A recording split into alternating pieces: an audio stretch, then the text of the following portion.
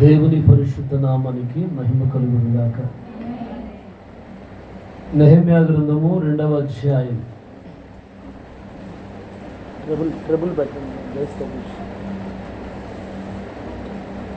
నెహెమ్యా గ్రంథము 2వ అధ్యాయం 10వ వచనాన్ని నేను చదువుతున్నాను. జాగ్రత్తగా పరిశుద్ధ గ్రంథాలు ఉన్నవారు తెరవండి. హోరేనీయుడైన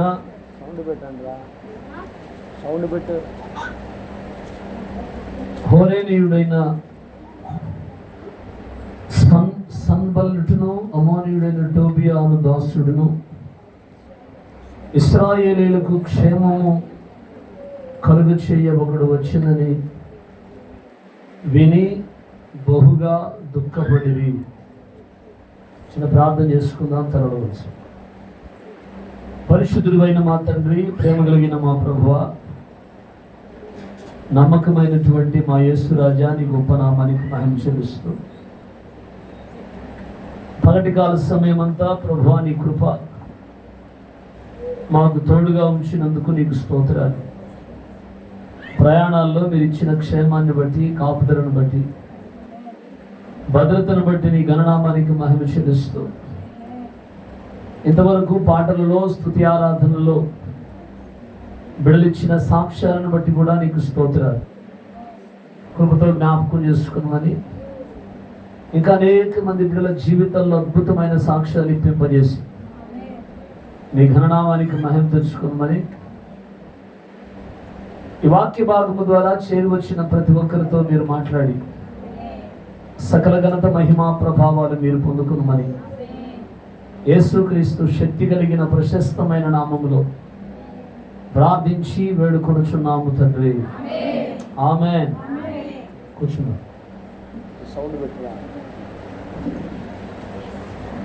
praise the Lord, praise the lord.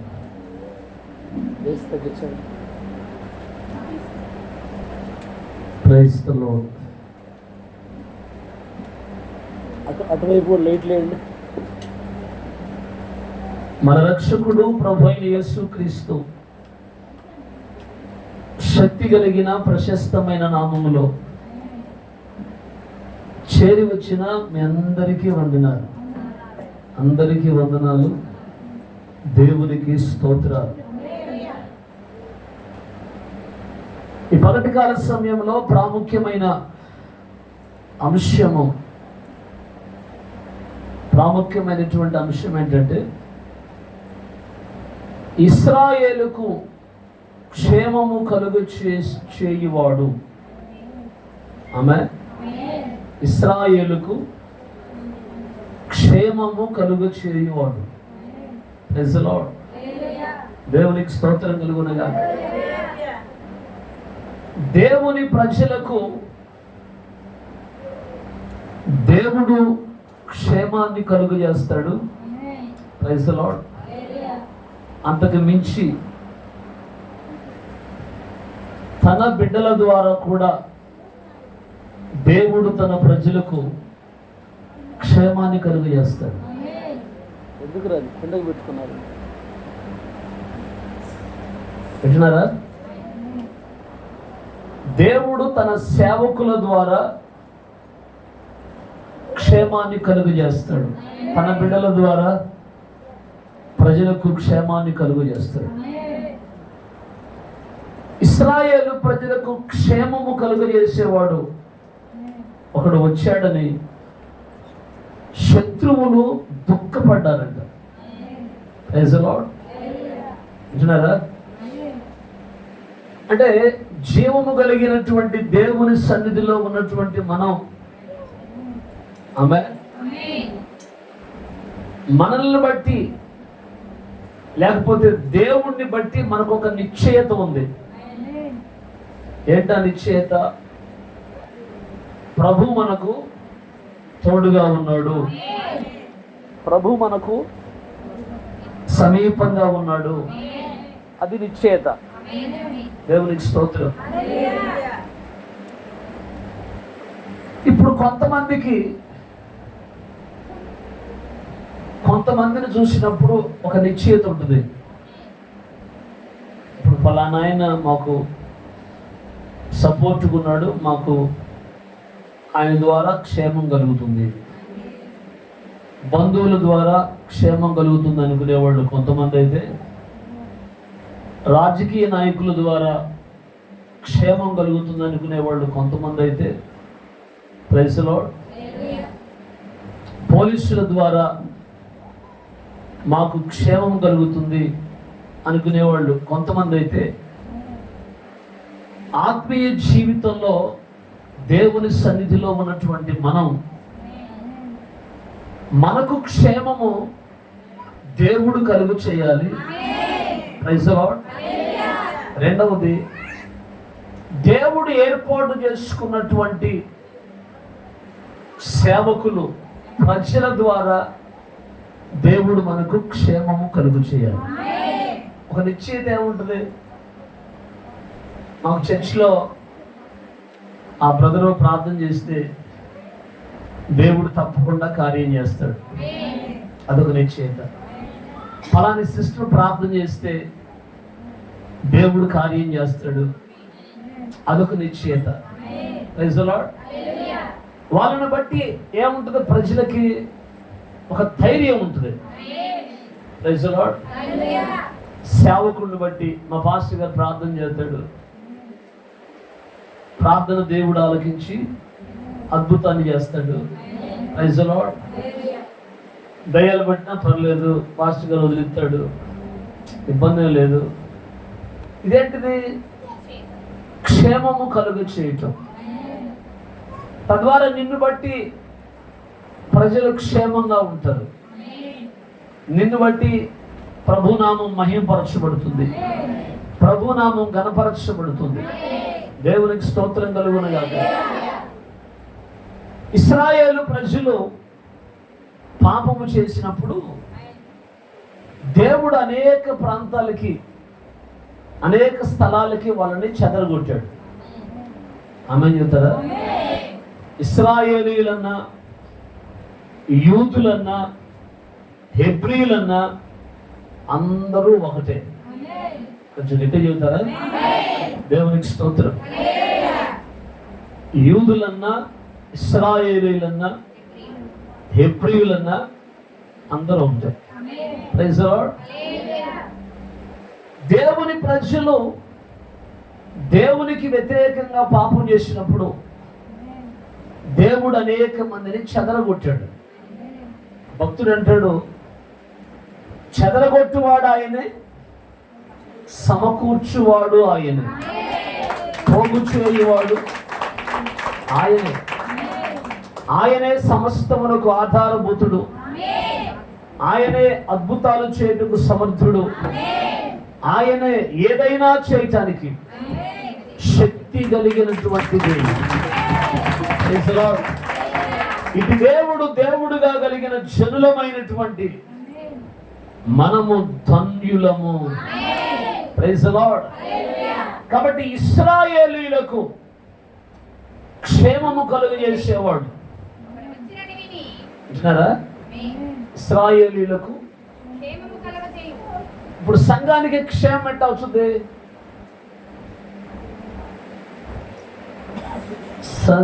సంఘక్షేమమే నా ప్రాణమాయన అన్నాడు ఒక భక్తుడు. సంఘానికి క్షేమము ఎలా కలుగుతుంది?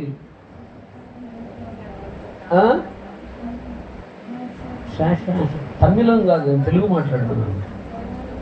మీరు తమిళ్ మాట్లాడితే నాకు అర్థం కాదు. మీరు పోయి వచ్చి ఉండొచ్చు, గుంటూరు, బెంగళూరు తిరిగి వచ్చి ఉండొచ్చు, కానీ నేను తెలుగు మాట్లాడితే మీరు కన్నడ, తమిళ్ మాట్లాడితే ఏమన్నా బాగుంటుంది. ఇప్పుడు సంఘానికి క్షేమము ఎలా కలుగుతుంది? ఆ దేవుని ద్వారా, దైవ సేవకుల ద్వారా.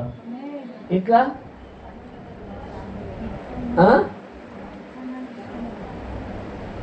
అదే నేను అంటుంది, కొంచెం వాయిస్ పెంచండి. 3 చోట్ల అరిసి వచ్చాను, 7 కూడా అడుగుతున్నాను. దైవ సేవకుల ద్వారా అంటే నీ జీవితంలో పొరపాటును కూడా నా ద్వారా సంఘానికి క్షేమము కలగదు అని అనవన్నమాట. ఎందుకు? ప్రార్థన చేసి అంతేగా, అంతేగా. నా ద్వారా సంఘానికి క్షేమము కలగాలి అంటే ఏంటి? సంఘము కొరకు నువ్వు దేవుని సన్నిధిలో ప్రయాసపడి ప్రార్థన చేస్తే నీ ప్రార్థనను బట్టి సంఘానికి క్షేమము కలుగుతుంది. అప్పుడు శత్రువు ఏమవుతాడు? అమ్మో, ఆయన జోలికి పోకూడదు, ఆయన ప్రార్థన చేస్తే జరుగుద్ది. అమ్మో, ఆమె జోలికి పోకూడదు, ఆమె ప్రార్థన చేస్తే జరుగుతుంది అనేటువంటి నిశ్చయత ప్రజల్లో ఏం కావాలి? కలగాలి. గట్టిగా ప్రైజ్ ది లార్డ్. ఇప్పుడు క్షేమము చేసేది ఎవరు? నువ్వు ప్రార్థన చేస్తే నువ్వే. ఆమేన్. సేవకుడు ప్రార్థన చేస్తే సేవకుడే. సేవకుడు కనుక ప్రార్థనాపరుడైతే, సేవకుడు కనుక దేవుని ఆత్మచేత నడిపించబడేవాడైతే సంఘానికి ఒక ధైర్యం ఉంటుంది. ఏమని? మా దైవజనుడు ద్వారా దేవుడు కార్యాలు చేస్తాడు అనేటువంటి నిశ్చయత, అతని ద్వారా మాకు క్షేమము కలుగుతుంది. Praise the Lord. ఇప్పుడు శత్రువులు అనుకుంటున్నారు, నెహెమ్యా ఎప్పుడైతే వచ్చాడో, నెహెమ్యా రంగం మీదకి ఎప్పుడైతే వచ్చాడో, శత్రువులు ఏమనుకుంటున్నారంటే ఇశ్రాయేలుకు క్షేమము కలుగజేయబోయేవాడు ఒకడు వచ్చాడయ్యో. అంటే అప్పుడు దాకా ఇశ్రాయేలు ప్రజలకు ఏం లేదు? క్షేమము లేదు. జాగ్రత్తగా అర్థం చేసుకోండి. మీకు ఇందాక చెప్పాను, దేవుని బిడ్డలో పాపం చేసినప్పుడు దేవుడు అనేక ప్రాంతాలకి చెదరగొట్టాడు. వాళ్ళందరూ ఏం చేశాడు? చెదరగొట్టబడిన వారిలో, వెళ్ళిపోయిన వారిలో ఒకడే నెహెమ్యా. గట్టిగా చెప్పండి. నెహెమ్యా గొప్ప దైవజనుడు, దేవుని కొరకు రోషము కలిగినటువంటి వాడు. దేవునికి స్తోత్రం కలుగును గాక. దేవుని కొరకు రోషము కలిగిన వాడు. Praise the lord.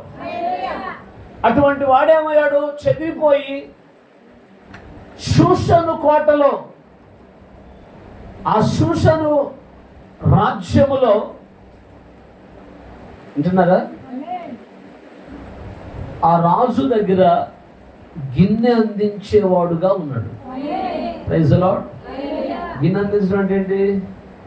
రాజుగారు ద్రాక్ష రసం త్రాగినప్పుడల్లా, రాజుగారు పానీయం త్రాగేటప్పుడల్లా ఆ గిన్నెను అందించేవాడు నెహెమ్యా. Praise the Lord. ఇతని గురించి క్రైస్తవ పండితులు ఏమని చెప్తారంటే, ఇతను రోషము కలిగిన వాడే, ప్రార్థనాపరుడే, భక్తిపరుడే, కానీ ఇతను ఒక నపుంసకుడు అంటారు. Praise the Lord. అది బైబిల్ గ్రంథంలో రాయబడలేదు కానీ, దేవునికి స్తోత్రం. కానీ నెహెమ్యా మాత్రం అద్భుతమైనటువంటి దేవుని కొరకు మండే దైవజనుడు. దేవునికి స్తోత్రం కలుగును గాక. యెరూషలేము నుండి కొంతమంది సహోదరులు ఒకసారి నెహెమ్యాను చూద్దామని షూషను కోటకు వచ్చారు. ఎటు చెప్పండి. Praise the Lord. ఇప్పుడు మన దగ్గరికి బంధువులు వస్తారు, స్నేహితులు వస్తారు పలకరించిపోవడానికి. వచ్చినప్పుడు వాళ్ళని ఏమడుగుతాం మనం? బాగున్నారా? పిల్లలు బాగున్నారా? అమ్మ బాగుందా? నాన్న బాగున్నాడా? చుట్టాలు బాగున్నారా? Praise the Lord. అంతేనా అడిగేది?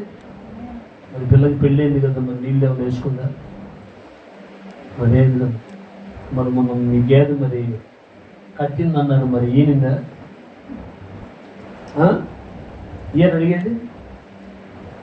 ఈయన కదా అడిగేది. చెప్పలేమంటే పొరపాటును కూడా మన పాస్టర్ గారు బాగున్నాడా? ఆమె మందిరం బాగుందా? మందిరంలోకి జనం అవుతున్నారా? సంఘం ఎలాగుంది అడుగుతావా?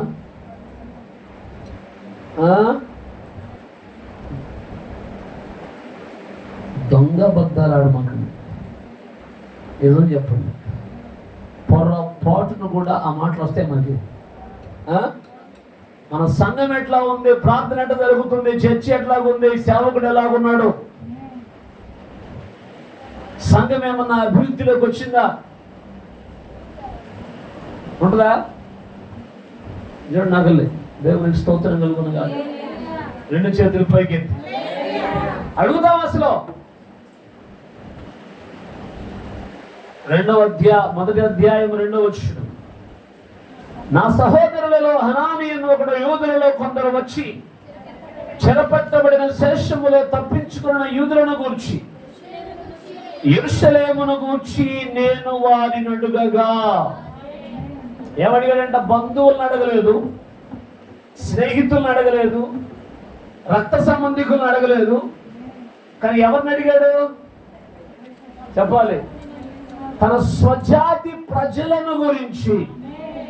రెండవది యెరూషలేము దేవాలయాన్ని గురించి. దేవునికి స్తోత్రం కలుగునుగాక. వారేమని సమాధానం చెప్పారు తెలుసా? వారు చెరపట్టబడిన వారిలో శేషించిన వారు ఆ దేశములో బహుగా శ్రమ నిందను పొందుచున్నారు, మరియు యెరూషలేము యొక్క ప్రాకారం పడద్రోయబడినది, దాని గుమ్మములు అగ్ని చేత కాల్చబడినవని నాతో చెప్పిరి. గట్టిగా రెండు చేతులు పైకెత్తి స్తోత్రం చెప్పండి. హల్లెలూయా, హల్లెలూయా. ఏం చెప్పారు? మనోళ్ళు శ్రమల పాలయ్యారు, మనోళ్ళు నిందల పాలయ్యారు, మనోళ్ళు అవమానాలు పాలయ్యారు. ఇక దేవాలయం గురించి చెప్పాల్సిన అవసరం లేదు. దేవాలయాన్ని పాడు చేశారు, దేవాలయం పాడైపోయింది, నాశనం అయిపోయింది. ఆ మాట అనగానే ఆ వార్త ఎప్పుడైతే విన్నాడో విన్నవాడు విన్నట్టుగా కోలబడిపోయి ఏడ్చి కొన్ని దినములు దుఃఖముతో ఉపవాసం ఉండి ఆకాశమందలి దేవుని ఎదుట విజ్ఞాపన చేసి తినే. హల్లెలూయా. ప్రజలు శ్రమల పాలయ్యారు. ఆమేన్. దేవాలయం కూలిపోయింది, దేవాలయాన్ని పాడు చేశారు అన్నప్పుడు మనకేం కావాలి? ఏం కలగాలి? మణిపూర్లో చర్చిలు కాల్ చేశారు. ఆమె చెబుతారా? మణిపూర్లో చర్చిలు కాల్ చేశారు, సేవకులు చంపారు, క్రైస్తవ ఆడపిల్లలు నగ్నంగా ఊరేగించారు. Praise the Lord. ఇప్పటికీ కొన్ని ప్రాంతాల్లో చర్చిల మీద దాడులు జరుగుతున్నాయి, చర్చిలు కూలిపోతున్నాయి. ఎన్నప్పుడు మనకేం కలగాలి?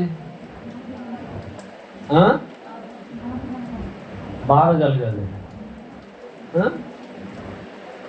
ఏడుపేం కలగొద్దా? దేవునికి స్తోత్రం. అది కలిగినప్పుడు, అది విన్నప్పుడు రోషము తెచ్చుకొని వాటి విషయమై దేవుని సన్నిధిలో ప్రార్థనలు చేయాలి. గట్టిగా దేవునికి స్తోత్రం కలుగునుగా. వాటి విషయమై ఏం కావాలి? ఏం కలగాలి? రోషము రావాలి. పాడైపోయిన ప్రాకారాలు కట్టబడేటట్లుగా, మందిరాలు తిరిగి కట్టబడేటట్లుగా దేవుని సన్నిధిలో రోషము కలిగి ప్రార్థనలు చేయాలి. దేవుని పిల్లలకి ముఖ్యంగా ఏముండాలి చెప్పాలి? రోషము కలగాలి. రాత్రి ఒకటి నాకు కనపడ్డాడు. రాత్రి ఒకటి కనపడి ఓట్ల గురించి సందర్భం వచ్చింది. ఎవరికి వేసావురా ఓటు అన్నా? టీడీపీకి వేసాను అన్నారు. అదేందురా మొన్నటి దాకా వైసీపీని తిరిగావు కదరా అన్న. నాకు మీ జగన్ నచ్చలే అన్నాడు. ఏంటది? మొన్నటిదాకా ఫ్యాన్ అని తిరిగావు, ఎగిరావు, అటు తిరిగావు, ఇటు తిరిగావు. నేను అన్నాను, ఎందుకు జగన్ నచ్చలేదన్నాను. ఆయన మీ ఆమెన్ బ్యాచ్గా అన్నాడు. ఏంటంట? మీ ఆమెన్ బ్యాచ్గా అన్నాడు. ఆమెన్ బ్యాచ్ అంటే అర్థమైందా? ఆయన మీ క్రైస్తవుడు కాదు. ఇప్పుడు నేను మారాను, ఇప్పుడు నేను బీజేపీలోకి వెళ్ళిపోయాను. టీడీపీ కాదు, నేను బీజేపీ. అంటే బీజేపీ అంటే ఏంటి? అదొక మతతత్వ పార్టీ. అది మతోన్మాదాన్ని పెంచి పోషించే పార్టీ. వీడు కూడా అందులోకి సంబంధించినోడే. అర్థమవుతుందా? మత కల్లోలాలు పెట్టి, మతం అనేటువంటి దాన్ని పెట్టి హిందువులు, ముస్లింలు, క్రైస్తవులందరూ కూడా అన్నదమ్ములుగా బతికేటువంటి ప్రాంతాల్లో ఎట్లాంటి వాళ్ళందరూ కలిసి ఏం చేస్తారు? ఈ బీజేపీ దాని అనుబంధ పార్టీలన్నీ ఏంటి? అవన్నీ కూడా మత విద్వేషాలు రెచ్చగొట్టి ఆమె రాష్ట్రంలో, దేశంలో క్రైస్తవులను లేకుండా చేయాలి. ఇది వాళ్ళ ముఖ్యమైన. ఇప్పుడు వాడు చూడండి, వాడికి ఎంత రోషం ఉందంటే, నిన్నదాకా తిరిగినోడు ఎప్పుడైతే ముఖ్యమంత్రి క్రిస్టియన్ ముఖ్యమంత్రి ప్రార్థనకు పోతున్నాడని తెలిసిందో వెంటనే ఏ ప్లేట్ ఏం చేశాడు? మార్చేసి ఇప్పుడు నేను బీజేపీ అంటున్నాడు. అర్థమవుతుందండి మీకు? ఒక పక్క క్రైస్తవులను ఓచకోత పోస్తున్నా, ఒక పక్క దేశంలో భయంకరమైనటువంటి పరిస్థితులు ఎదురవుతున్నా, మనం మాత్రం ఏం చేస్తున్నాం?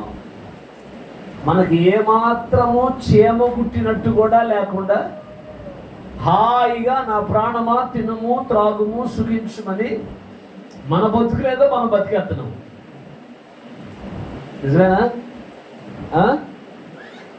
అంటే రేపు నీ దాకా వస్తే పరిస్థితి ఏంటి? నీకు అర్థమవుతుందా? మణిపూర్ దాకా వచ్చింది. ఇప్పుడేంటి? అట్లా కాదు, మనం ప్రార్థన చేద్దాం, దేవుని బిడ్డలకు సపోర్ట్ చేద్దాం అంటే పాస్టర్ గారు అటు చెప్పవచ్చా? అర్థమవుతుంది మీకు? పాస్టర్ గారు అటు చెప్పకూడదులే, అటు చెప్పకూడదు. ఆయన ఏంది అటు చెప్తాం? మరి ఏం చెప్పాలి? క్రైస్తవులు నరికేవాడు కోటేయమని చెప్పాలా? క్రైస్తవులను హింసించే వాళ్ళకు ఓటేయమని చెప్పాలా? చర్చిలు నాశనం చేసే వాళ్ళకు ఓటేయమని చెప్పాలా? నేను ఒక క్రైస్తవుడుగా నాకు ఒక రోషం ఉంది. అది తెలిసిన మొదలుకొని ఇప్పటి వరకు దాని విషయమై నేను ప్రార్థనలు చేస్తానే ఉన్నాను. మణిపూర్ రాష్ట్రం కొరకు, మన ఏపీలో ఎక్కడ ఏ సేవకునికి ఏ ఇబ్బంది వచ్చినా, ఏ చర్చి గారి ఇబ్బంది అయినా మేము వెళ్తున్నాం, వాడికి వాళ్ళ తరపున నిలబడుతున్నాం, వాళ్ళ తరపున మేము మాట్లాడుతున్నాం. Praise the Lord. నీకు అర్థమవుతుందా? ఎందుకు? ఒక సేవకునికి ఆదరణ కలగాలి, ఒక సేవకునికి నెమ్మది కలగాలి, ఒక సేవకునికి క్షేమం కలగాలి. ఇశ్రాయేలు ప్రజలకు క్షేమము కలిగేవాడు. ఎలాగ నెహెమ్యాని దేవుడు ఎన్నుకున్నాడు, అలాగే దేశానికి, రాష్ట్రానికి క్షేమము కలగజేసేవాడినే మనము ఎన్నుకోవాలి. దేవునికి స్తోత్రం. హల్లెలూయా. అర్థమవుతుందా? దీనికి ప్రతోడు ఇంటింటికి తిరిగి నా మీద పాస్టర్ గారు అన్న కూడా అడిగాడు, ఎక్కడ పోలింగ్ బూత్ కదా చెప్పిన వాడిని ఓటేయమని. దేవునికి స్తోత్రం కలుగునగా. వింటున్నారా? రెండు చేతుల పైకి. ఇప్పుడు మరి మా సత్తిపండు అన్న వేల మందికి చెప్పాడుగా హైదరాబాద్లో. నేనంతా 40-30 మందికి చెప్పా. నా మీద ఏడిచ్చి అవ్వకపోతే ఇప్పుడు సత్యపండి అన్న చెప్పాడు, షాలేమని చెప్పాడు, మరి వేల మందికి. మరి ఆమె అడగడానికి దమ్ము లేదా? నేను నీకు లోకం అయిపోయినా కొంప తిరిగి చూస్తున్నాడు నా గురించి. సైతానిక బేట. ఈ సైతాన్ పిల్లలకి ఇంకేం పని ఉండదు, ఇక ఏ పని లేక. ఆమె చెప్పండి గట్టిగా. ఏ పని లేక ఈ పని చేస్తూ ఉంటారు. అర్థమవుతుందండి? నేను ఈరోజు వాక్యము కొరకు నిన్న బైబిల్ చదువుతూ ఉన్నప్పుడు, ప్రార్థన చేస్తూ ఉన్నప్పుడు దేవుడు నాకు ఈ మాటలు చూపించాడు. ఇశ్రాయేలుకు క్షేమము కలుగజేసేవాడు ఒకడు వచ్చాడని విని శత్రువులు భయపడ్డారట. నేను చూస్తే శత్రువులు ఏం కావాలి? భయపడాలి. ఎందుకు? నువ్వు కత్తితో పొడుస్తావని కాదు, పళ్ళతో రక్కుతావని కాదు, బూతులు మాట్లాడి మీ బజార్కి ఎవరిని రానియకుండా చేస్తావని కాదు. నువ్వు ప్రార్థన చేస్తే. హల్లెలూయా. అమ్మో, ఆయన ప్రార్థన చేసేటంటే, ఆయన అన్నాడంటే. నన్ను చాలా మంది అంటారు, నువ్వు అనమాకు నాయన, నేను ఎవరు మంచిది కాదు, నేను ప్రవక్తన, నువ్వు అనమాకయ్యా అంటే జరుగుద్ది. దేవునికి స్తోత్రం కలుగును గాక. నేనంటే ఏమి జరగదు, నీ బుద్ధిని బట్టే ఏదైనా జరుగుద్ది. గట్టిగా రెండు చేతుల పైకి ఎత్తి. యెరూషలేము పాడైపోయింది. దేవుని ప్రజలు శ్రమ అనుభవిస్తున్నారు, దేవుని ప్రజలు నిందల పాలవుతున్నారు, దేవుని ప్రజలు భయంకరమైన పరిస్థితిలో ఉన్నారని తెలిసినప్పుడు 4వ వచనం, ఈ మాటలు వినినప్పుడు నేను కూర్చుండి ఏడ్చి కొన్ని దినములు దుఃఖముతో ఉపవాసం ఉండి ఆకాశమందలి నా దేవుని ఎదుట విజ్ఞాపన చేసితిని. ఆమేన్, హల్లెలూయా. శ్రమలో ఉన్న వారి కొరకు, కష్టములో ఉన్న వారి కొరకు, రోగముతో ఉన్న వారి కొరకు, ఇరుకున ఇబ్బందులతో ఉన్న వారి కొరకు ఏనాడన్నా ప్రార్థన చేశామా? వారి పక్షాన్ని నిలబడ్డామా? వారికి ఒక ధైర్యాన్ని ఇచ్చామా? నీకేం కాదు, మేమున్నాం. ప్రైజ్ ది లార్డ్, హల్లెలూయా. ఆ రోగం నిన్నేం చేయదు, ఆ వ్యాధి నిన్నేం చేయదు, ఆ బలహీనత నిన్నేం చేయదు. చెప్పామా? మనదంటే ఎట్లుంటుందంటే, వచ్చింది రోగం, ఇంకా వస్తే చచ్చిపోవటం. ఇంకా మన ఊర్లో ఆమె చచ్చిపోయిందంటే ఇదే రోగం ఉంది. ఒక 10 రోజులు బతికేవాడిని ఏం చేస్తాం? 5వ రోజుకే నిలువున తప్పేస్తుంది. ఆ మనిషి కూడా కత్తి లేదు, కానీ కత్తి లేకుండానే తడిగొడతో గొంతులు పోయటం అంటే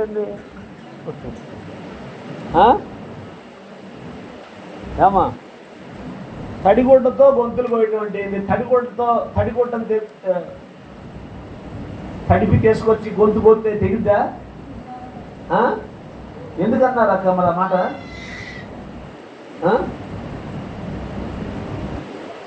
ఎందుకన్నారు ఆ మాట? తడిగుడ్డతో కొండమ్మ గారు చెప్పాలి.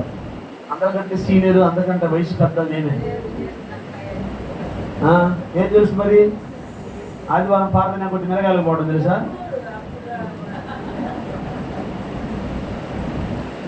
దేవునికి స్తోత్రం కలుగునగాక. గట్టిగా 2 చేతులు పైకి ఎత్తి. అంటే తడిగుడ్డతో గొంతులు పోయటం అంటే ఆ మనిషి చాలా డేంజర్ అని, ఆ మనిషి జోలికి పోవద్దని. అర్థమైందా? కుదరని రోగమే వచ్చింది, నిజంగానే చచ్చిపోద్ది. ఆ మనిషికి ఏం చేయాలి? నువ్వు పోయి 4 ధైర్యం మాటలు చెప్పి, ఏం కాదు నీకెందుకు మేము ఉన్నామనేటువంటి భరోసా కలిగిస్తే ఏమైతే కొన్నాడు బతుకుతారు. Praise the Lord.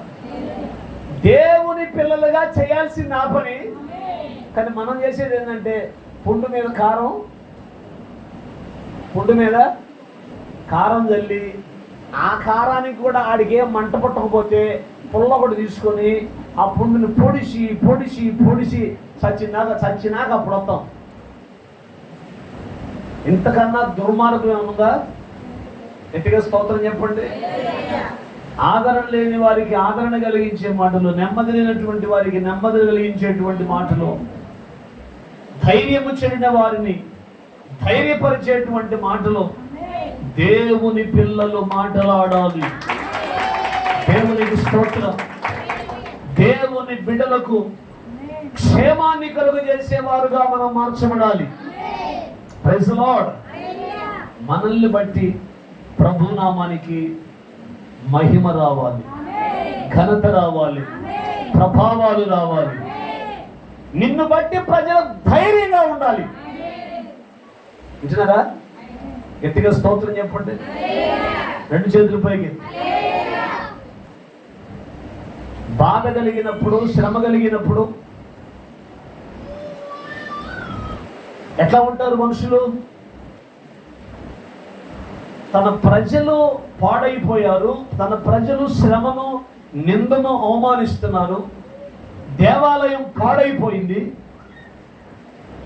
అటువంటి భయంకరమైన సిట్యుయేషన్లో నెహెమ్యా తన ముఖమంతా వికారం చేసుకొని బాధతో రాజు దగ్గరకు పోయి గిన్నె పట్టుకొని నిలబడ్డాడంట. రాజుగారు చూసి అన్నాడు, నీకేం రోగం లేదు కదా, నీకు వ్యాధి ఏం లేదు కదా, సమస్య లేదు కదా, ఎందుకు నా ముఖం అంట పెట్టావు అన్నాడు. Praise the Lord. చదవండి ఒకసారి.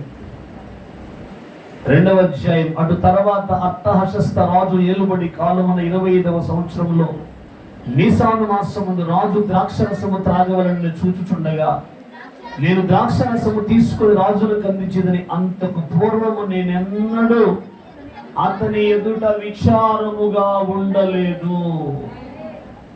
ఎందుకు విచారం వచ్చింది? తన ప్రజలు నాశనములో ఉన్నారు. ఆమేన్. తన ప్రజలు నిందల పాలవుతున్నారు, తన ప్రజలు కష్టములో ఉన్నారు. ఏ నిజమైనటువంటి దేవుని బిడ్డ కూడా అటువంటి ప్రజల కొరకు ఏం చేస్తారు? కన్నీరు కార్చి దేవుని సన్నిధిలో ప్రార్థనలు చేస్తారు. కొంత గట్టిగా. 2వ వచనం. కాగా రాజు, నీకు వ్యాధి లేదు కదా, నీ హృదయ దుఃఖము చేతనని కలిగినదని నాతో అనగా, నేను మిగుల భయపడి రాజు చిరంజీవి యగునుగాక. గట్టిగా. నా పితరుల సమాధి నుండి పట్టణము పాడైపోయి దాని గుమ్మములు అగ్ని చేత కాల్చబడి ఉండగా నాకు దుఃఖముఖము లేకపోవునా అని రాజుతో అంటిని.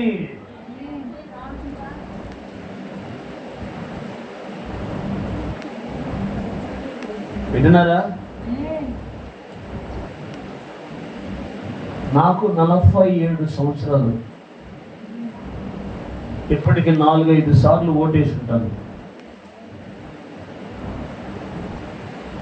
ఎన్నడైనా సేవలోకి వచ్చి 24 సంవత్సరాలు. ఏనాడైనా ఎప్పుడైనా ఫలాని పార్టీకి మీరు ఓట్లేయండి అని నేను అన్నానా? Praise the Lord. మొన్న సందర్భంలో నేను అన్నానంటే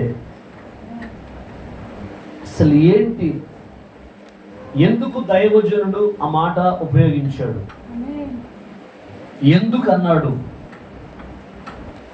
అని ఆలోచించారా? ఆలోచించడం చేత కాదు, కానీ ఎల్లమ్మడి తిరిగి ప్రచారాలు చేయటం మాత్రం చేపడుతుంది.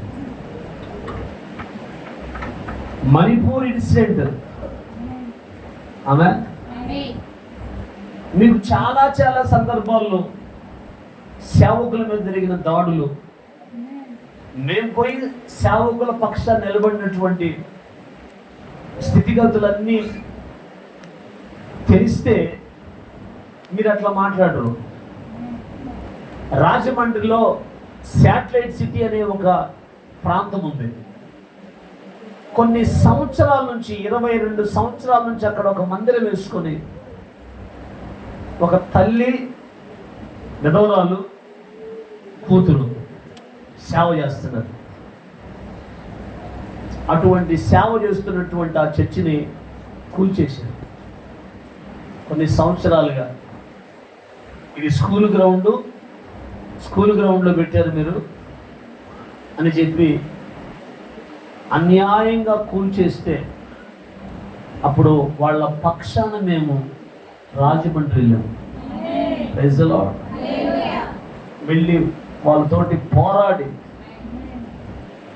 వాళ్ళ పక్షాన కేసులు పెట్టించి వాళ్ళ పక్షాన మానవ హక్కుల కమిషన్కి ఇచ్చి ఎస్సీ కమిషన్కి ఇచ్చి ఇవన్నీ చేస్తే అప్పుడు ప్రభుత్వం దిగొచ్చి ఆమె వాళ్ళకు ఒక 5 సెంట్లు స్థలాన్ని గవర్నమెంట్ చర్చి మేమే కట్టిస్తామని చెప్పి. అర్థమైందా? ఇటువంటివి మన రాష్ట్రంలో అనేకం జరుగుతూ ఉన్నాయి. రేపు ప్రతికూల పరిస్థితులు కనుక ఎదురైతే అప్పుడు పరిస్థితి ఏంటి?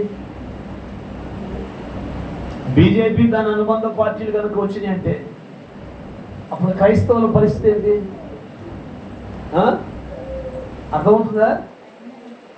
అంటే నువ్వు గొర్రె చర్మం కప్పుకున్న తోడేలువి, నీకు ఇట్లాంటి ఏమి తెలియదు. అర్థమవుతుందా? నువ్వు రేపొద్దున మీకు నేను చెప్పే 3వ శుక్రవారం రేపొద్దున వచ్చి నువ్వు క్రైస్తవుడు అంటే నేను క్రైస్తవుడు కాదు, నేను ప్రార్థన కాదు అసలు అని నువ్వు వెంపట ఏం చేస్తావు? ప్లేటు చెప్పాలి. కరణమ్మ కాస్త ఏమైతే కొండమ్మ కిందకు మారిపోతుంది. మాట వరకు చెప్పు. అర్థమవుతుందా? నేను చెప్పలేము అక్కడ. అర్థమైందా? ఎందుకు? మేము దేవుని కొరకు బతికేవాడు.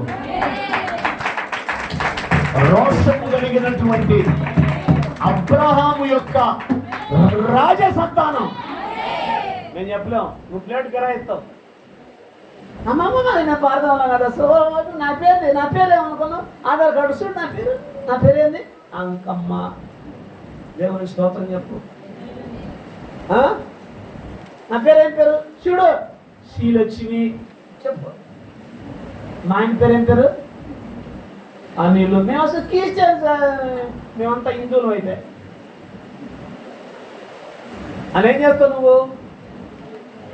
ప్లేటు మేము మార్చలేం. ఎందుకంటే అమూల్యమైనటువంటి క్రీస్తు రక్తము చేత కడగబడి పరిశుద్ధపరచబడినటువంటి దేవుని జనాంగం. హల్లెలూయా. ఇశ్రాయేలు ప్రజల క్షేమము కొరకు ప్రార్థన చేసేవాళ్ళం మేము. సంఘము కొరకు ప్రార్థన చేసేవాళ్ళం మేము. దేవుని పిల్లల కొరకు ప్రార్థన చేసేవాళ్ళం మేము. ప్రజలు మా గురించి ఏం చెప్తారంటే వారు ఇశ్రాయేలు ప్రజల క్షేమము కొరకు చూచి వారి కొరకు ప్రార్థన చేసేవారు. దేవునికి స్తోత్రం కలుగునుగాక. నేను అర్జెంటుగా వెళ్ళాలి, మా దేవుని మందిరాన్ని కట్టాలంటే నీ పర్మిషన్ కావాలని దేవుని సన్నిధిలో ముందుగానే ప్రార్థన చేస్తే ఆమె చెప్పండి. ఆ ప్రార్థనకు దేవుడు ఏం చేశాడు? 2:3 చదవండి ఒకసారి. నేను మిగుల భయపడి రాజు చిరంజీవి ఎగురుగాక. రాజు చిరంజీవి ఎగురుగాక అంటే రాజు చిరంజీవి అయిపోతున్నాడు కాదు, ఎక్కువ కాలం బతుకుతున్నాను. ఇందాటి నుంచి ఇప్పుడు ఇంటికి పోగాలని మీ ఆయన ఏం వాక్యం చెప్పిండంటే చిరంజీవి అన్నాడు పాస్టర్ గారు 2-3 సార్లు. ఏంది అది చిరంజీవి గురించి చెప్పాడు అన్నారు. రాజు అంటే అర్థమైంది ఎక్కువ కాలం బ్రతుకునుగాక. చదువు. నా పితరులు సమాధులుండు పట్టణం. అమ్మ మీకేం కాదు, ప్రభు ఉన్నాడు. పిడుగులు పడ్డా మన మీద పడ్డా. ఎందుకు టెన్షన్ పడుతున్నారు? టెన్షన్ హార్ట్ అటాక్ కొట్టుకు వచ్చింది. ఎంతమంది వాక్యం అంటే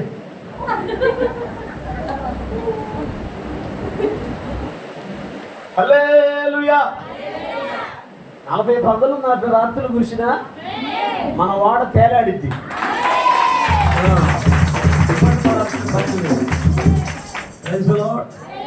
ఇక స్తోత్రం.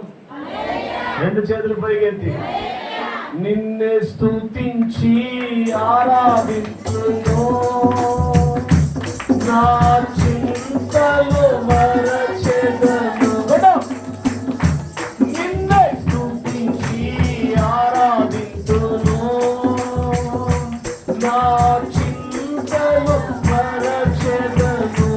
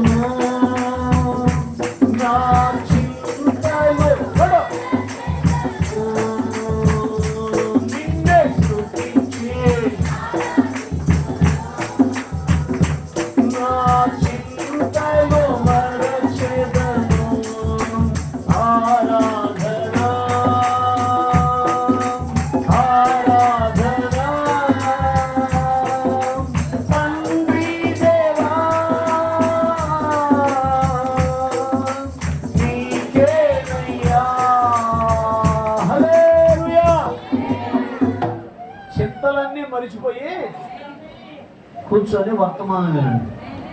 ఆమె 2 చేతులు పైకెత్తి హల్లెలూయా. అప్పుడు రాజు 4వ వచనం,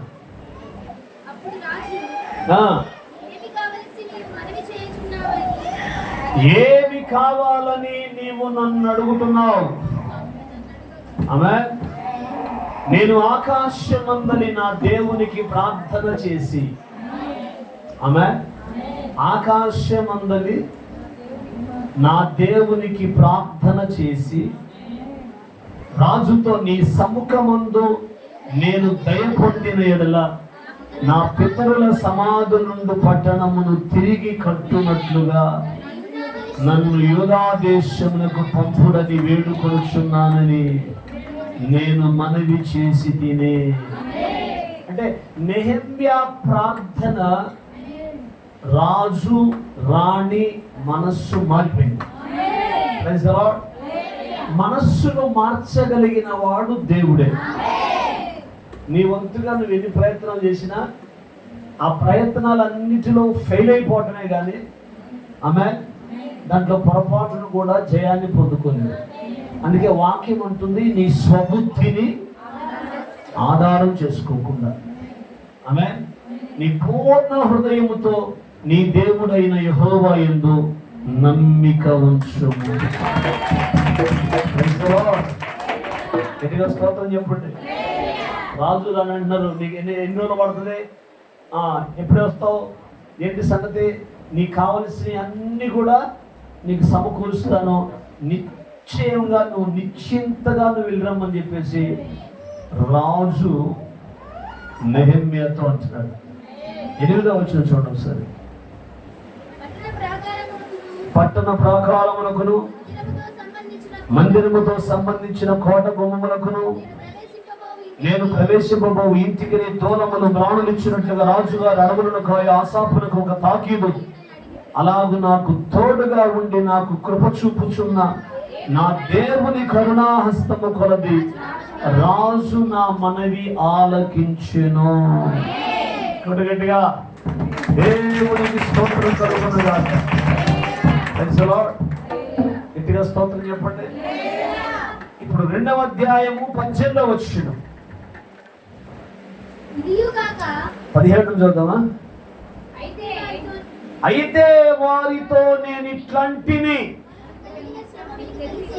మనకు కలిగిన శ్రమ మీకు తెలిసే ఉన్నది. అర్థమైందా? మన శ్రమ మీకు తెలిసే ఉన్నది అంటే ప్రస్తుత దేశంలో జరుగుతున్న క్రైస్తవుల మీద జరుగుతున్న దాడులు, శ్రమలు మీకు తెలిసే ఉన్నవి. ఆమేన్. యెరూషలేము ఎట్లు పాడైపోయినో మీరు చూచి ఉన్నారు. మనకు ఇక మీదట నింద రాకుండా యెరూషలేము యొక్క ప్రాకారములను మరలా కట్టుదము రండి.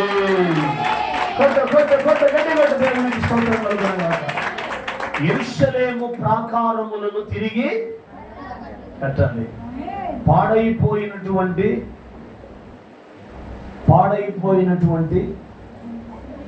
మందిరాలు కట్టాలి. పాడైపోయినటువంటి జీవితాలు కట్టాలి. అదే ఈ సంవత్సరం దేవుడు నాకు ఇచ్చినటువంటి వాగ్దానం. పాడైపోయినటువంటి పురములను మీరు తిరిగి మరలా కడతారు. పాడైపోయినటువంటి జీవితాలు మీరు కడతారు. నెమ్మది లేనటువంటి జీవితాలకు నెమ్మదిని కలిగిస్తారు. క్షేమము లేనటువంటి కుటుంబాలకు మీరు ఆ వాగ్దానము, ఈ సంవత్సరం నాకు ఇచ్చినటువంటి ఆ వాగ్దానము ఈ సంవత్సరంలో నా జీవితంలో నెరవేర్చబడినది. దేవునికి స్తోత్రం. ఇంచుమించు 2 నెలల నుంచి ఒక చిన్న బిడ్డ భయంకరంగా ఏడుస్తూ ఉంటే, ఏ రోగం లేదు, ఏ వ్యాధి లేదు, ఏ బలహీనత లేదు, హాస్పిటల్ తీసుకెళ్తే ఏమీ లేదు అన్నారు. అటువంటి పరిస్థితుల్లో ఉన్నప్పుడు వాళ్ళు కలవరంతో, భయంతో, దిగులుతో వాళ్ళు నాకు ఫోన్ చేశారు. Praise the Lord. దేవుని యొక్క మహా అద్భుతమైనటువంటి కృప. ఆమేన్. ఆ ఊరు దాదాపు మార్కాపురం దగ్గర. దేవునికి స్తోత్రం. అక్కడికి వెళ్ళడం జరిగింది. ఆ చిన్న బిడ్డ కొరకు ప్రార్థన చేయడం జరిగింది. ఆ బిడ్డలో ఉన్నటువంటి దురాత్మ బయటికి వెళ్ళిపోయింది. ఆ బిడ్డ చక్కగా ఇప్పుడు ఆడుకుంటున్నాడు, చక్కగా నిద్రపోతున్నాడు. దేవుడికి మహిమ కలుగునుగాక. వాళ్ళు ఏమనుకున్నారు? ఇశ్రాయేలుకు క్షేమము కలుగజేసేవాడు ఒకడు వచ్చాడు. గట్టిగా స్తోత్రం చెప్పండి. హల్లెలూయా. మనం మా బంధువుల్లో ఒక ఆయన చనిపోతే మా ఊరు వెళ్తే ఒక వ్యక్తి వచ్చి అంటున్నాడు, మా అమ్మాయి ఈరోజు క్షేమంగా ఉందంటే కేవలం ఈ పాస్టర్ గారి ప్రార్థన. దేవుని స్తోత్రం. వాళ్ళ అమ్మాయి కూడా దయ్యం బట్టి చాలా ప్రాంతాలకు తిరిగారు. చాలా ప్రాంతాలకు తిరిగి ఎక్కడ దయ్యం పోకపోతే అప్పుడు మన దగ్గర తీసుకొస్తే అప్పుడు ప్రార్థన చేశాం. దేవుడు అద్భుతమైనటువంటి కార్యాలు. ఒక నిశ్చయత ఏంటి? అన్యజనులు సైతం నా గురించి ఏం చెప్తారు తెలుసా? ఆ పాస్టర్ దగ్గర పోతే దయ్యాలు పోతాయి, ఏ దయ్యమైనా పోతుంది. హల్లెలూయా. ఈ బతుక జాలా ₹1,00,000 కంటే కొంతమంది ప్రశాంతంగా, హ్యాపీగా. సరే, ఇటువంటివి ఎన్ని చూశారు మీరు? ఇసపాలెం నుంచి ఒక ఫ్యామిలీ కలవరంతో వచ్చారు. Praise the Lord. వచ్చారా? దేవునికి స్తోత్రం. కోళ్ళ ఊరేసుకొని చచ్చిపోయింది. కోళ్ళ అత్తకు పట్టింది, చెప్పాలి, కూతురు పట్టింది. చచ్చిపోయిన కోళ్ళ ఊరేసుకొని. Praise the lord. అప్పుడు ప్రార్థన చేస్తే దేవుడు అద్భుతాన్ని జరిగించాడు. ఇట్లాగా దేవుని ద్వారా కార్యాలు పొందుకొని పోయిన బ్యాచ్ చాలా మంది ఉన్నారు. శావలేపురం నుంచి కొంతమంది వచ్చారు. తర్వాత ఏల్చూరు నుంచి ఒక బ్యాచ్ వచ్చారు. Praise the Lord. ఇట్లా చెప్పుకుంటా పోతే అక్కడ మనల్ని మనం చూసుకుంటున్నాం. ఏమని? ఇశ్రాయేలుకు క్షేమము కలుగజేసేవాడు. గట్టిగా స్తోత్రం చెబుతారా? 2 చేతులు పైకెత్తి. కాబట్టి ఏం చేయాలి? 18వ వచనం, ఇదియుగాక నాకు సహాయము చేయు దేవుని కరుణాహస్తమును గూర్చి రాజు నాకు సెలవిచ్చిన మాటలన్నీ నేను వారితో చెప్పిదిని. అందుకు వారు మనము కట్టుటకు పూనుకొందము రండని చెప్పి ఈ మంచి కార్యము చేయుటకై బలము తెచ్చుకొనిరి. గట్టిగా స్తోత్రం చెప్పండి. దయ్యాలు పోవటం మంచి కార్యమా చెడ్డ కార్యమా? కుదరని రోగాలు పోవటం మంచి కార్యమా చెడ్డ కార్యమా? చెప్పాలి. అంటే ఈ మంచి కార్యాన్ని తలపెట్టినప్పుడు దేవుని బిడ్డలు ఏం చేయాలి? కట్టడానికి సిద్ధపడాలి, దైవజనుడికి సహకరించాలి. Praise the lord.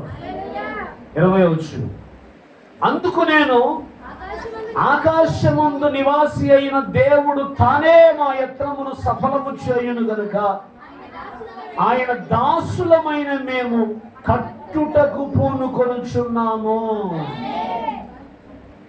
అర్థమైందా? పాడైపోయినటువంటి బ్రతుకులు, పాడైపోయినటువంటి జీవితాలు మనం కట్టేవారుగా ఉండాలి. అందుకే ఇశ్రాయేలుకు క్షేమము కలుగ చేసేవాడు ఒకడు వచ్చాడు. ఆమె నీ గురించి చెప్పొచ్చా ఈ మాట?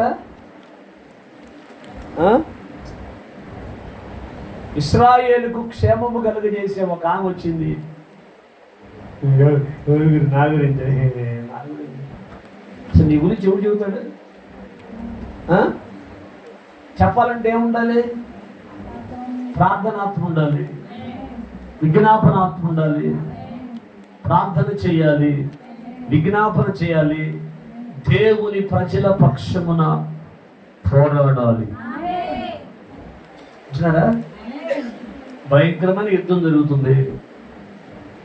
40 దినాల నుంచి గొలియాతు అనేవాడు ఒకడు కేకలేస్తున్నాడు. ఆమె చూసినారా? గొలియాతు అనేవాడు ఒకడు కేకలేస్తున్నాడు. ఇశ్రాయేల్ ప్రజలందరికీ చెమటలు పట్టినాయి. Praise the Lord. ఇతను సౌలుతో పాటు భయంకరమైన పరిస్థితి. ప్రజలందరూ కలవరపడిపోతున్నారు. ఇక మనకి క్షేమం లేదా, భద్రత లేదా, కాపుదల లేదా అని అందరూ కృంగిపోతున్నారు. అటువంటి సమయంలో యుద్ధ రంగంలోకి ఇశ్రాయేలునకు క్షేమము కలుగజేసేవాడు ఒకడు వచ్చాడు. ఎవరా వ్యక్తి? సుబ్బారావా? దావీదేనా? అమ్మా ప్రైజ్ ది లార్డ్. ఏం చేశాడు? గొలియాతును చంపి ఇశ్రాయేలు ప్రజలకు క్షేమాన్ని కలుగ చేశాడు.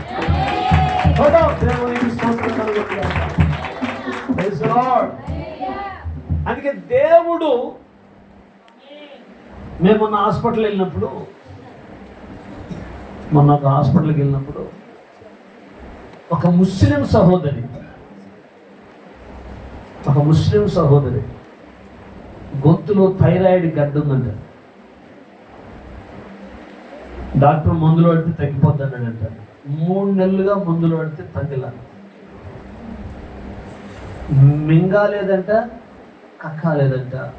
ఒక్కోసారి ఊపిరి ఆగిపోద్దేమోనని పైపానం పైనే పోద్దంట. ఆమె ఏం చెప్పింది తెలుసా?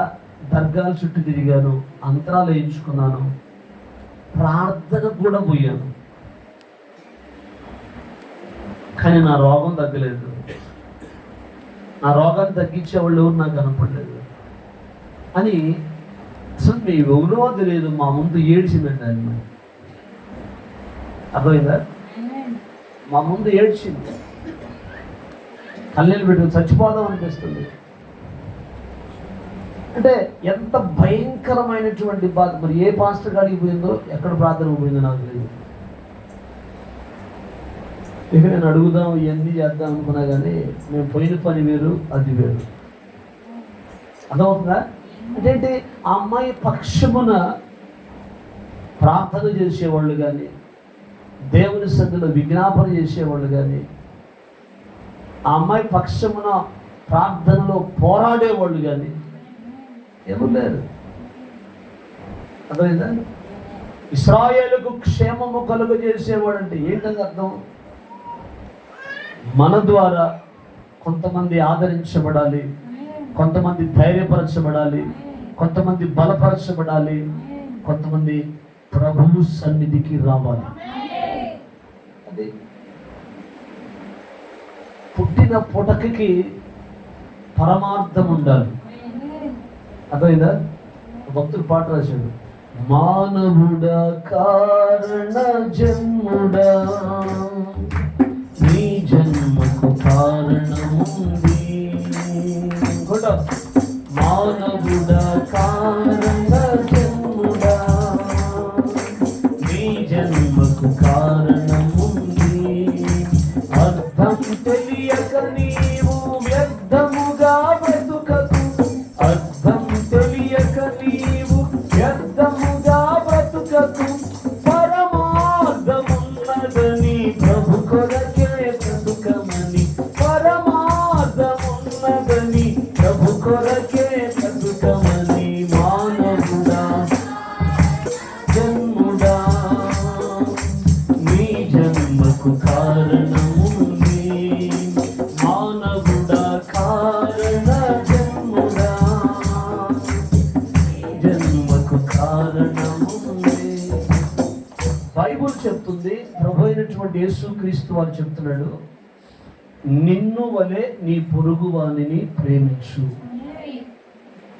బైబిల్ అంతా చెప్తున్న మాట ఏంటంటే, ఇప్పుడు ఇది నిన్ను వలె నీ పొరుగు వానిని ప్రేమించడం లేదు. నన్ను వలె నా భార్యని ప్రేమించుకుంటా, నన్ను వలె నా పిల్లల్ని ప్రేమించుకుంటా, నేను నా పిల్లలు మేము బాగుంటే చాలు, ఎవడు విడిపోతే మాకు అనవసరం. అంతేగా? యేసు ప్రభు తన కొరకు బ్రతికాడా, ఇతరుల కొరకు బ్రతికాడా? నువ్వేంద నీకోసం బ్రతుకుతున్నావు? మా ఆయనతోనే నా బ్రతుకు, మా ఆయనతోనే జీవితం, సంతోషమే, మా పిల్లలతో ఆనందం. పాట రండి, రాదా పాట? నువ్వేది ఎరైటీకి పడినవయ్యా, మామూలుగా అయితే వచ్చు కానీ.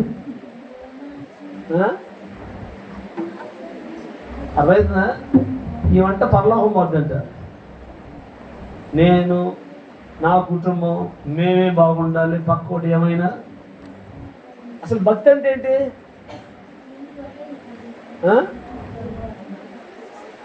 ముగిస్తున్నాను ఎందుకు అడుగుతున్నారు? మౌనపడిన ముందు అసలు ఇది ముగిస్తున్నావు కానీ అసలు నీ ముందు నీ బతుకు ముగింపు చూసుకో. వెళ్ళిపోతావో కనుమూయి కదా, పరలోకమా నరకమా ఏముతాడు అక్కడ? పొకోడి లేపినట్టు ఆ ముగింపు చూసుకో. ఈ ముగింపు తర్వాత సంగతి కానీ. దేవునికి స్తోత్రం. యాకోబు రాసిన పత్రిక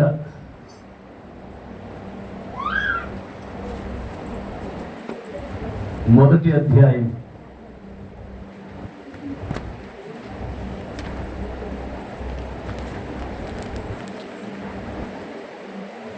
27వ వాక్యం.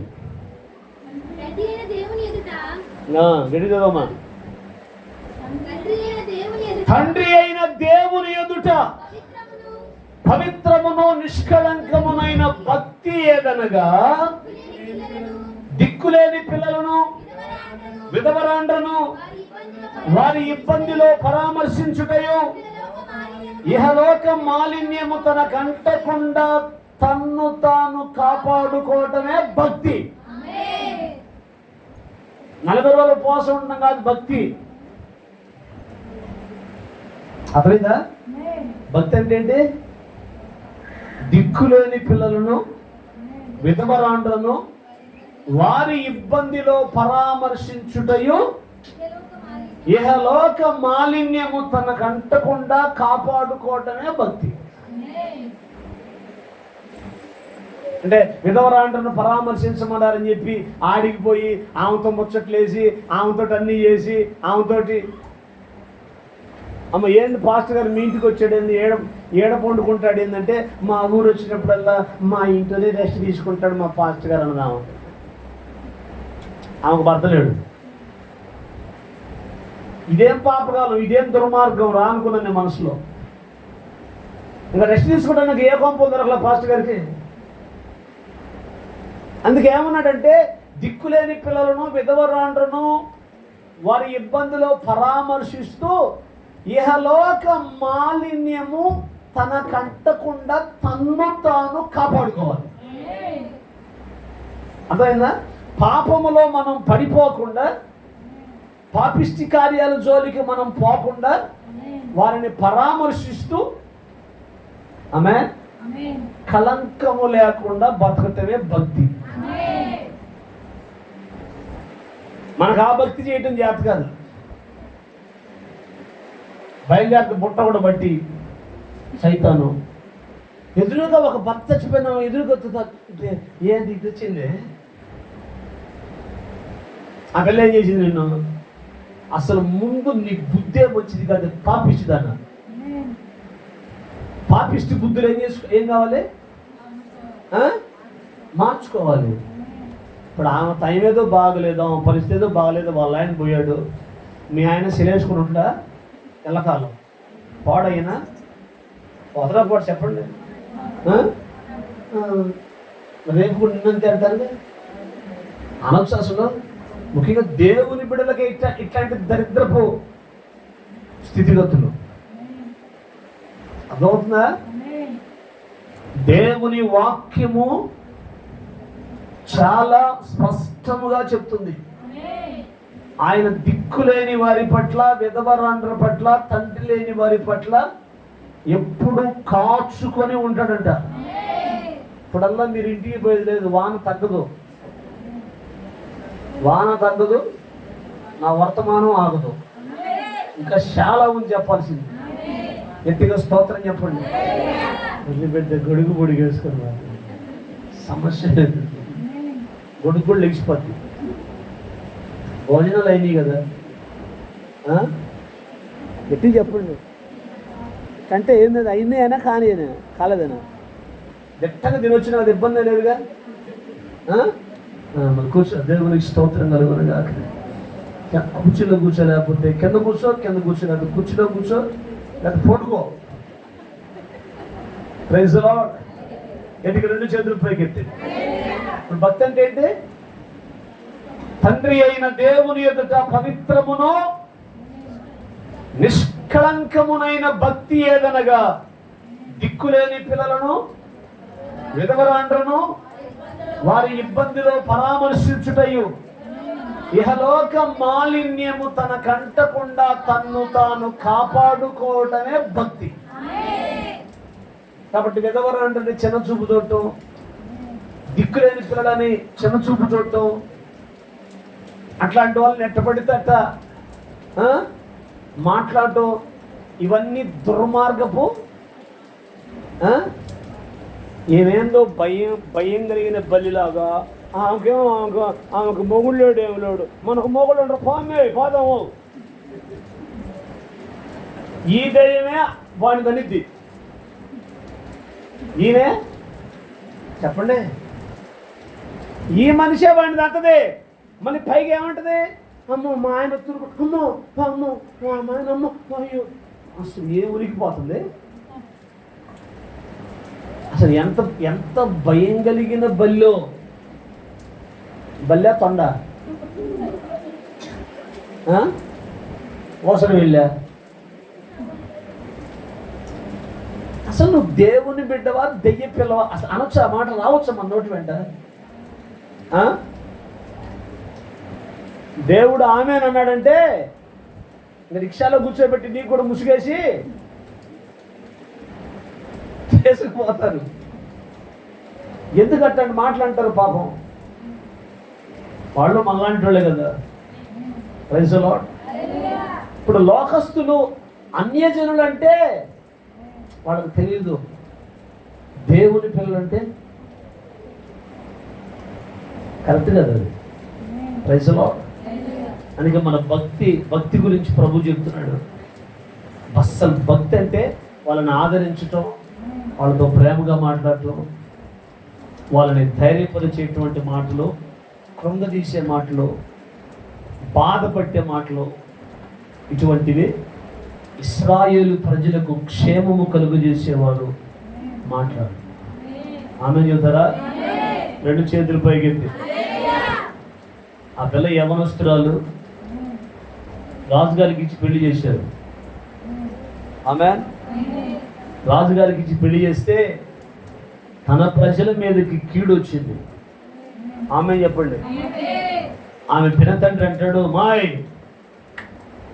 ఇందును బట్టే నువ్వు రాజ్యానికి వచ్చావేమో, ఈ సమయంలో నీవు గనక మౌనంగా ఉంటే యూదులకు విడుదలయో సహాయము మరొక దిక్కు నుండి వచ్చును.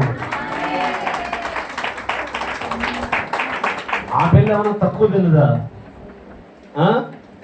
ఆ అమ్మాయి తక్కువ తినదా? ఆ అమ్మాయి ఇశ్రాయేలు ప్రజలకు క్షేమాన్ని కలుగు చేసేటువంటి బిడ్డ. అమ్మాయి అంటే నువ్వు పోయి శూషను నందు కనపడినటువంటి యూదులందరినీ పోగు చేసి నా నిమిత్తము 3 దినాలు ఉపవాసం ఉండి ప్రార్థన చేయండి. ఆమేన్. నేను నా పనికత్తెలు కూడా ఉపవాసం ఉంటాం. ప్రవేశించుట న్యాయ వ్యతిరిక్తముగా ఉన్నను. నేను రాజు దగ్గరికి వెళ్తాను. నేను నశించినా నశిస్తాను, నా ప్రజలు మాత్రం రక్షించబడాలి. ఇది తీర్మానం. నేను నశించినా నశించదను, నా ప్రజలు మాత్రం. ఈమె ఇశ్రాయేలు ప్రజలకు క్షేమము కలుగు చేసి తన జాతి ప్రజల కొరకు ఏం చేసింది? 3 దినాలు. నీ కుటుంబం బాగాతం కోసం ఏనాడు ఉపవాసం ఉండవా? దిట్టలు దీన్ని ఒళ్ళు పెంచుకోవటమే తప్ప. అర్థమవుతుందా? నేను ఒకళ్ళ గురించి మాట్లాడట్లేదు. దిట్టగా దీని మొఖాలు ఉప్పిందాక నిద్రపోవటమే తప్ప నీ కుటుంబం యొక్క క్షేమము కొరకు, నీ భర్త యొక్క మారు మనసు కొరకు, నీ బిడ్డల యొక్క క్షేమము కొరకు చేసావు 3 దినాల ఉపవాసం ఉండి ప్రార్థన. ఎంత భయంకరం! దేవునికి స్తోత్రం కలుగునుగాక. ఇవన్నీ పక్కన పెట్టి ఎప్పుడు వాళ్ళ గురించి ఏళ్ళ గురించి వాళ్ళ గురించి ఏళ్ళ గురించి మాట్లాడుకోవటం, వాళ్ళ గురించి ఏళ్ళ గురించి ముచ్చట చెప్పుకోవటమే తప్ప కుటుంబ క్షేమము కొరకు ప్రార్థన చేసి నేను కూడా ఇశ్రాయేలీలకు క్షేమము కలుగజేసే ఒక వ్యక్తిలాగా మార్చబడాలి. మోషేతో దేవుడు అన్నాడు, మోషే వీళ్ళు లోబడనల్లను ప్రజలు, ఒకసారి నువ్వు పక్కకు పోతే మొత్తాన్ని చంపేసి నీ మూలంగా ప్రజలను పుట్టిస్తానంటే మోషే ఏమంటాడు తెలుసా? ప్రభువా, ఆ పని పొరపాటును కూడా చేయొద్దు. ఐగుప్తీయులు అనుకుంటారు వారి దేవుడు వాళ్ళని రక్షించలేక అరణ్యంలో వాళ్ళని చంపేశాడు అంటారు. తద్వారా నీ నామానికి అవమానం వస్తుంది. ఒకవేళ వీళ్ళని గనక కనానుకు తీసుకురాకపోతే జీవగ్రంథములో నుండి నా పేరు తీసే అంటాడు. చూసారా అసలు ఎంత గొప్ప తీర్మానం అండి అది. ఇశ్రాయేలీల ప్రజల పక్షమున మొరపెట్టి ప్రార్థన చేసి విజ్ఞాపన చేసి నశించిపోతున్నటువంటి ప్రజల క్షేమము కొరకు నిలబడేటువంటి దేవుని పిల్లల కొరకు దేవుడు చూస్తున్నాడు. ఆమె దేశములో నమ్మకస్తులైన వారి కొరకు ఆయన కనిపెట్టుకొని చూస్తున్నాడు. Praise the Lord. భక్తులందరూ కూడా అదే ప్రార్థన చేశారు. భక్తులందరూ కూడా దేవుని ప్రజల క్షేమము కొరకు నిలబడ్డారు. మరి ఈరోజు నీ పరిస్థితి, నా పరిస్థితి ఏంటి? మనం దేవుని కొరకు నిలబడుతున్నామా? వాక్యం కొరకు నిలబడుతున్నావా? నిన్ను గూర్చి ప్రజలు చెప్పుకుంటున్నారా? ఆ సిస్టర్ ప్రార్థన చేస్తే తప్పకుండా కార్యం జరుగుతుంది. ఆ బ్రదర్ ప్రార్థన చేస్తే తప్పకుండా కార్యం జరుగుతుంది. ఇశ్రాయేలీల క్షేమము కలుగు చేసేటువంటి వ్యక్తి ఈ వ్యక్తి అని అన్యజనులు నిన్ను గూర్చి భయపడుతున్నారా? నిన్ను గూర్చి దుఃఖపడుతున్నారా? ఒకసారి మిమ్మల్ని మీరు పరీక్ష చేసుకోండి. గట్టిగా స్తోత్రం చెప్పండి. అలా అనుకునంట ఇశ్రాయేలీయుల పక్షాన యెరూషలేమును కట్టడానికి, దేవాలయాన్ని కట్టడానికి, ఈ మంచి కార్యం జరిగించడానికి ఒకడు వచ్చాడు. ఆ ఒకడు నీవు నేనై ఉండాలి. ఒక ఎస్తేరు వలె, ఒక మోషే వలె, ఒక నెహెమ్యా వలె దేవుని కొరకు రోషము కలిగి మండాలి. దేవుని కొరకు కార్యాలు చేయటానికి సిద్ధపడాలి. రోషము కలిగి ఉండాలి. ప్రార్థనా జీవితాన్ని కలిగి ఉండాలి. దేవుని కృపలో మనం నిలిచి ఉండాలి. సైతాను గుంపుకి ఏం తెలుసు? ఏం తెలుసండి? దేవుని బిడ్డల బాధను తెలుసా సైతానికి? అర్థమైందా? ఆడు కుటుంబంలో బాధలే ఆడు పడుచుకోడు. దేవుని సంఘములో ఉన్నటువంటి బాధలు ఎవడు పడుచుకుంటాడు? Praise the lord. ఒక భారం ఉంది, నశించిపోతున్న ప్రజల పట్ల భారం ఉంది, సంఘాల పట్ల భారం ఉంది. సంఘక్షేమమే మా ప్రాణమని బ్రతుకుతున్నటువంటి వాళ్ళు. Praise the Lord. కాబట్టి క్షేమము కలిగించేటువంటి వ్యక్తుల పక్షాన మనం ఉండాలి. ఆమేన్. హల్లెలూయా. మనము క్షేమము కలిగించేవారుగా ఉండాలి. లేచి నిలబడదాం, కళ్ళు మూద్దాం, ఒక చిన్న తీర్మానం చేసుకో. అందరు కళ్ళు మీరు త్వరగా.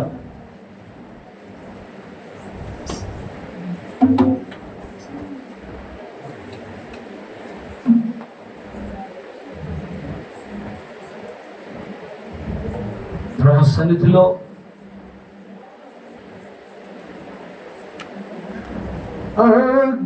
అగ్నిగుండమే ఎదురైనా,